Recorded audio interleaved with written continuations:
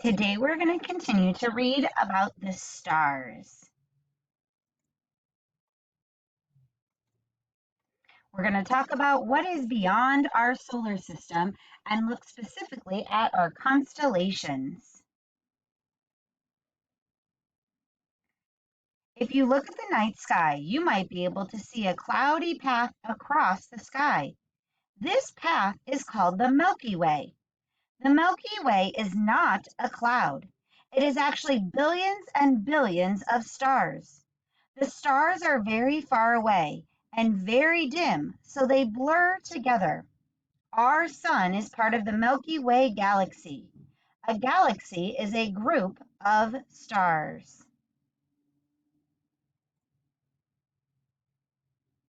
There are many different types of galaxies.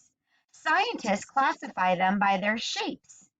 The Milky Way is a spiral galaxy. Our solar system is far out on the edge of one of the spiral arms. All of the stars you can see in the night sky are part of our galaxy. If you use a telescope, you can also see stars in other galaxies. There are billions of other galaxies. Some galaxies have millions of stars. Other galaxies have trillions of stars. Let's look at the patterns in the sky.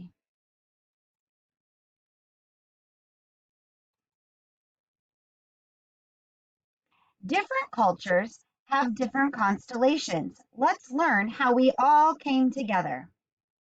We see light from faraway stars as patterns called constellations. The Greeks named constellations after the figures they imagined they could see in the patterns. They named 48 different constellations. The names made it easier to find and talk about each group of stars. The stars in a constellation appear to be close together when we look at them from Earth. The stars may actually be very far apart in space. Over the years, different groups of people saw different patterns and started naming their own constellations. In 1922, astronomers from all over the world met to come to an agreement on what to call the constellations. They divided up the sky into the 88 constellations we still use today. This included 48 constellations created by the ancient Greeks, as well as 40 new constellations.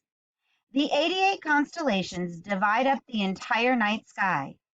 Because the Earth moves, you will see different constellations during different seasons of the year and even at different hours throughout the night. Look at some of the constellations here. One of the main constellations people know is called Ursa Major, the Great Bear, and it is visible all year round. The 7 brightest stars from Ursa Major make up the Big Dipper. The Big Dipper is one of the most familiar figures in the night sky.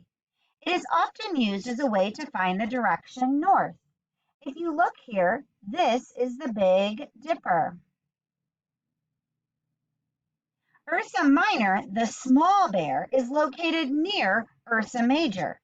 It also has the pattern of a smaller ladle, the Little Dipper, as part of its larger pattern. 2 stars of the Big Dipper point to the tail of Ursa Minor. The last star in the tail of Ursa Minor is Polaris, the North Star. Polaris, a yellow supergiant, isn't very bright, but it is important because it appears to stay in one place above the North Pole as the Earth turns. Can you find the bears in the night sky? How about now? Can you find them without the lines? Look closely. Here's a picture of Ursa Minor in the sky. Can you see it now? Look closely. Here's a picture of the Big Dipper and the Little Dipper. Can you find them in the sky? The Big Dipper is not an official constellation. It is an asterism, the name for a smaller group of stars within a larger constellation. The Big Dipper and the Little Dipper look like they are pouring into each other. They are in different positions during the year.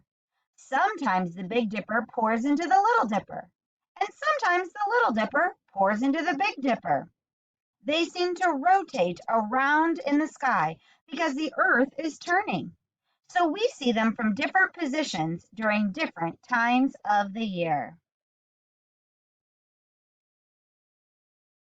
Orion the Hunter is one of the most visible constellations. It is the largest constellation in the sky. This giant figure fills the sky in the early mornings in the summer and fall, and in the evenings during the first part of winter. Orion is named after a hunter in Greek mythology. Its brightest stars, a red supergiant, Betelgeuse, right here, and Rigel, a blue supergiant, down here at the bottom. The constellation is a rectangle of 4 bright stars divided by a diagonal belt of 3 bright stars. You can see the diagonal belt in the middle. Hanging from the belt is a row of 3 stars, or the hunter's sword. The middle star in the sword isn't a star at all. It's actually Orion Nebula, right here.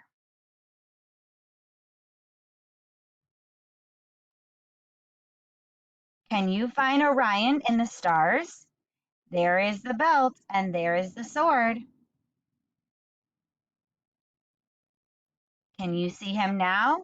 Look carefully for the 3 belts, stars.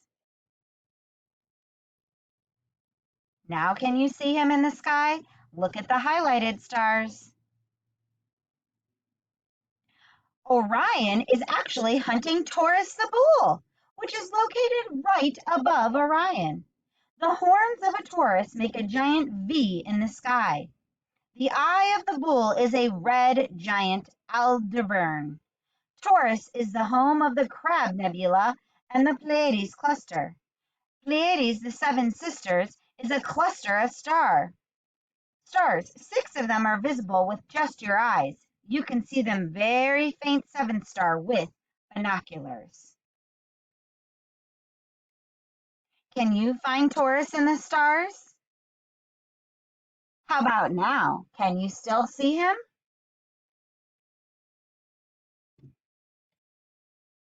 Now can you see Orion and Taurus? Helping Orion fight the bull is Canis Major, the great dog. The brightest star in Canis Major is Sirius, the dog star. Sirius, a medium-sized white star, is the brightest star in the night sky. Sirius is one of the closest stars to Earth. Can you find all of the constellations? There's Canis Major. How about now? Can you see it? Look carefully for Canis Major and Orion. Remember to look for the 3 stars for his belt. In the spring, Leo the lion is high in the sky. Its shape looks like a backwards question mark, with 3 more stars that form a triangle. The very bright dot at the end of the question mark is a star named Regulus. Regulus is actually a double star, 2 stars that circle each other. Here is a picture of the constellation in the sky. Look at its location from the Big Dipper. There's another picture. See if you can see Leo the lion. What about now? Here he is again. Do you see him shaped out from the stars? I hope you enjoy learning all about the constellations.